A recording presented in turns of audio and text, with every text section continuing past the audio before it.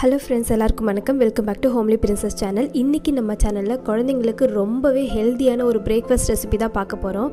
இதை நீங்கள் எல்லா குழந்தைக்கும் தாராளமாக கொடுக்கலாம். காலை உணவாக கொடுங்க. முக்கியமாக ஒரு 7 மாதத்துலேருந்து எல்லா குழந்தைக்கும் நீங்கள் கொடுக்க ஸ்டார்ட் பண்ணிடலாம். இதை கொடுக்கறதுனால நிறைய ஹெல்த் பெனிஃபிட் இருக்குது. இரும்பு சத்து அதிகமாக கிடைக்கும். முக்கியமாக கால்சியம், அப்புறம் அனிமிக்காக இருக்கிற குழந்தைங்களாம் இதெல்லாம் சாப்பிட்டாங்கன்னா கண்டிப்பாக அவங்களுக்கு நல்லா ஒரு இம்ப்ரூவ்மெண்ட் இருக்கும். ரத்த சோகலாம் இல்லாமல் இருப்பாங்க. நல்லாவே அவங்க கலர் இம்ப்ரூவ்மெண்ட் கூட ஆகும். ஸோ இந்த ரெசிபி பற்றி டீட்டெயில்டாக வீடியோக்குள்ளே பார்க்கலாம். வாங்க வீடியோக்குள்ளே போகலாம்.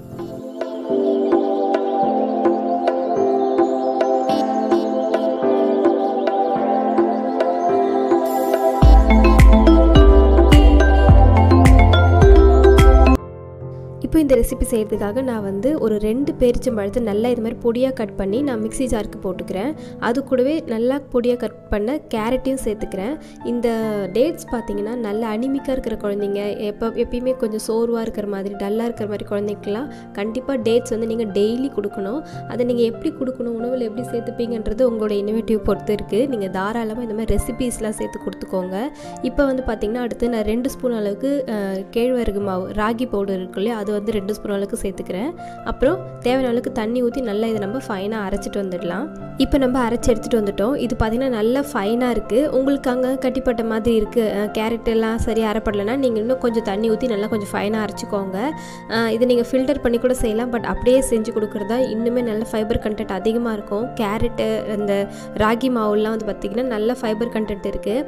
ஸோ அதனால் மோஷன் ப்ராப்ளம்லாம் இல்லாமல் ஃப்ரீயாக மோஷன் போகிறதுக்கு ஹெல்ப்ஃபுல்லாக இருக்கும் இந்த ரெசிபி. அடுத்து நம்ம அரைச்சி வச்சுருந்தது ஒரு சாஸ் பேனுக்கு மாற்றிட்டு கூடவே ஒரு 100 ml எக்ஸ்ட்ரா தண்ணி ஊற்றிருக்கிறேன். ஏன்னா ராகி மாவு நம்ம குக் பண்ணும்போது சீக்கிரமாக கெட்டி ஆகிடும். அதனால் நல்லா தண்ணி ஊற்றிக்கோங்க தாராளமாக. கேரட்டு, இந்த ராகி மாவு இது ரெண்டுமே பார்த்திங்கன்னா நல்லா குக் ஆகணும். அதனால் மீடியம் ஃப்ளேமில் வச்சு நல்லா குக் பண்ணுங்கள். அப்படி பண்ணும்போது உங்களுக்கு நல்லா கொஞ்சம் கொஞ்சமாக திக்னஸ் ஆகி வரும். கொஞ்சம் பால் மாதிரி குடிக்கிற குழந்தைங்க இருக்காங்க, கிளாஸில் ஊற்றி கொடுத்தா குடிப்பாங்க அப்படின்னா அந்த ஸ்டேஜ் வரும்போது நீங்கள் கேஸ் ஆஃப் பண்ணிடலாம். பட் குழந்தைங்க ஸ்பூனால் ஊட்டி விடுற மாதிரி இருக்காங்க. இப்போ 8 மாதத்துலேருந்து ஒரு வயசு வரைக்கும் இருக்கிற குழந்தைங்களுக்கு ஸ்பூன் வச்சு நீங்கள் காலையில் ஊட்டி விட போகிறீங்கன்னா நல்லா கொஞ்சம் திக்காக செஞ்சுக்கோங்க. அதுக்கப்புறம் நீங்கள் ஒரு பவுலுக்கு ட்ரான்ஸ்ஃபர் பண்ணிவிட்டு குழந்தைக்கு ஊட்டி விடலாம். இதை 8 மாதத்துலேருந்து எல்லா குழந்தைக்கும் தாராளமாக கொடுக்கலாம். கொடுக்குற கன்சிஸ்டன்சி மட்டும்தான் முக்கியம். இப்போ இந்த மாதிரி திக்காக இதே மாதிரி கொடுக்க போகிறீங்க அப்படின்னா தாராளமாக நீங்கள் 8 மாதத்துலேருந்து ஒரு 1-1.25 வயசு வரைக்கும் இருக்கிற குழந்தைங்களுக்கு இந்த மாதிரி கொடுக்கலாம்.